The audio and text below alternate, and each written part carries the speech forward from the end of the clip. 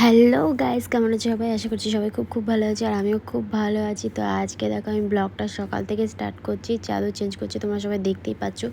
তো আজকে আমি বিছানার চাদর ফাদর চেঞ্জ করে তারপর গিয়ে আমি রান্নাবান্নায় হাত দেবো। তো মনাকে আমি রেখে এসেছি নিচে, আর আমি এখানে চাদর চেঞ্জ করছি। মনা আছে পরীর কাছে। তো আমি চাদর ফাদর চেঞ্জ করে আজকে ঘর দোর পরিষ্কার করে তারপর রান্নায় হাত দেবো গাইস। তো এই যে আমি চাদর চেঞ্জ করছি, তোমরা সবাই জানো আমি চাদর চেঞ্জ করতে খুব পছন্দ করি। মিস্তি ধরো ধরো ধরো ধরো ধরো ধরো ধরো ধরো, ক্যামেরা চালায়নি। হ্যাঁ ধরেছ, খেলা করো, তুমি খেলা করছো মামা, খেলা করছো। কি হয়েছে কি? তো তারপর দেখো এই যে আমি রান্না বান্না বসিয়ে দিয়েছি, আর এখানে দেখো আমি সব জামা কাপড় সব এলোমেলো হয়ে রয়েছে। পরি ঘরটাকে গোছায় বললো, তাই আমি বললাম ঠিক আছে চল ঘোচা।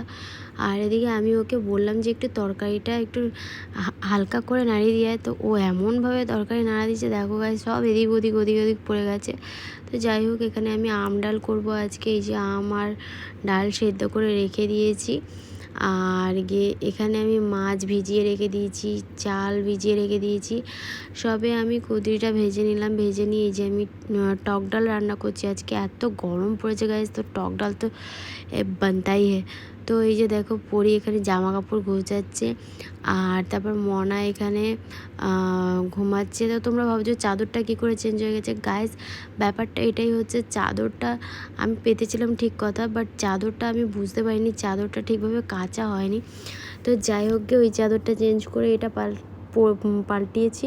তো তারপর আমি এই যে চিকেন রান্না করছি, তোমরা দেখতেই পাচ্ছ, রান্না বান্না স্টার্ট করে দিয়েছি।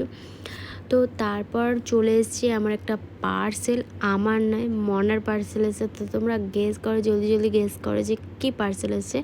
তো এটা আমি আনতে যাচ্ছি, এই যে চলে এসছে।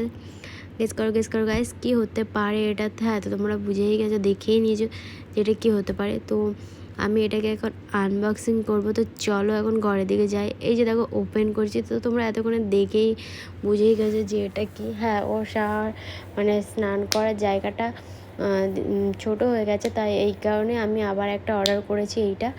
তো এইটা আমি আনবক্সিং করছি। তো ওর একদম পারফেক্ট এসছে, অনেকটা জায়গা ও পেয়েছে স্নান করার জন্য। যেহেতু আগে ছোট ছিল তাই গামলা টাইপের স্নান করতো, তো এটা একদম ওর জন্য ঠিক অনেক বছর চলে যাবে, মানে আরামসে তো 2-3 বছর চলে যাবে। তো গাইস এই দেখো ওর এটা নিয়েছি। তো ভিডিওটা এখানেই শেষ করছি। তো